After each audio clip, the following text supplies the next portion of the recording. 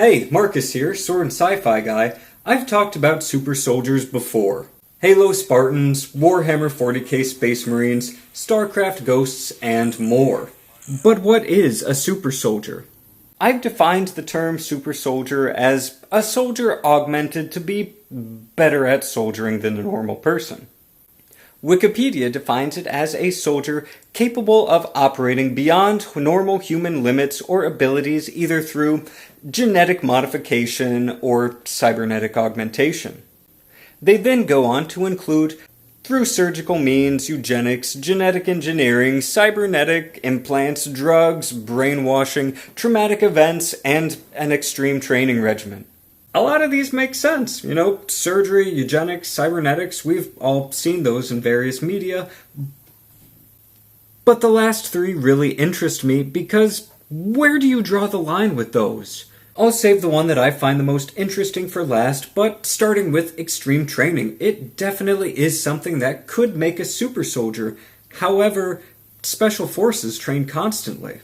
They're far more well-versed in a myriad of lethal techniques than the normal human, but does that fall under beyond normal limits? Are special forces soldiers real-life super soldiers due to their intense training? And the next part, traumatic events. This one might seem strange, but it kind of makes sense. Personally, I have PTSD, and by no means is that beneficial. I'm definitely glad that I've reached out for help with it.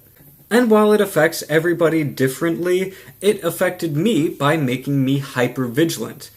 Always on the lookout for threats, and always trying to be prepared. That's not a good way to live. However, trauma can get people to act in ways that could theoretically be beneficial to an unethical organization. So does that make a super soldier? And lastly, brainwashing. This is the most interesting to me because basic military training is essentially 2 months of... It adapts someone to the demanding rank structure of the military and kinda counts as trauma to some extent. But even being in the military has been shown to negatively impact how pleasant and accommodating some people are in social situations. And even beyond that, it's not uncommon for soldiers to refer to their enemies by dehumanizing and derisive names. All of this stems from standard military practices and helps to turn regular people into more effective soldiers. So since it's pretty difficult to argue that that all doesn't count as brainwashing, is every modern soldier a super soldier?